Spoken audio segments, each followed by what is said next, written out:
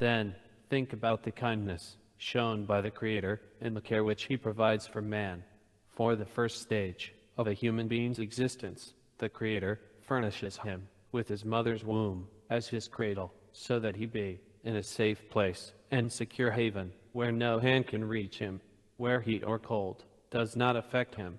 In this protected and sheltered environment, with his food provided for him, he continues to develop and becomes capable of moving and turning. He receives his nourishment without effort or exertion. It is provided for him in the utero, where artificial substitution for this process is utterly impossible. As his body grows, his food supply increases until he reaches full term. He then leaves his mother's womb through a narrow passage, without any planning or initiative on his part, but solely by the power of the wise, merciful and kind one, who shows compassion for his creatures, as he said to Iyov about wild animals. Do you know when the mountain goats give birth? Can you anticipate the time of the deer's calving? Do you count the months they carry their young, and thus determine the time of their delivery? When the infant comes into the world, his senses are underdeveloped, except for his sense of touch and taste. The Creator, may He be magnified, provides him his food from his mother's breasts.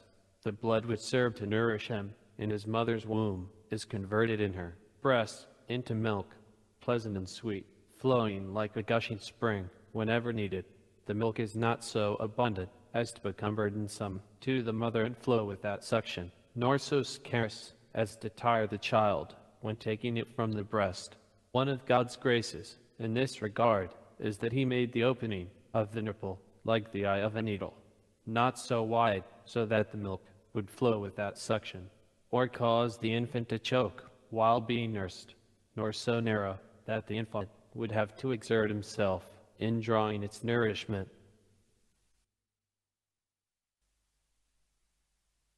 The infant's body grows stronger, and he is able to distinguish sights and sounds.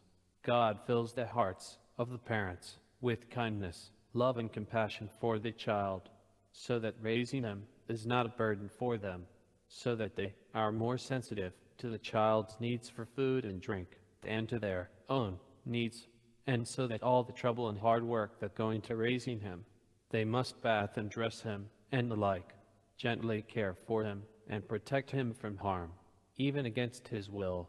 All is made easier for them. When he moves from infancy to childhood, the parents do not tire of him or become angry at his many wants and scant appreciation for all they put up with in caring and providing for him. On the contrary, their tender concern for them increased until he reaches adolescence. By then, he has learned to speak in an orderly and logical fashion. His physical senses and mental faculties have matured, and he can acquire wisdom and knowledge.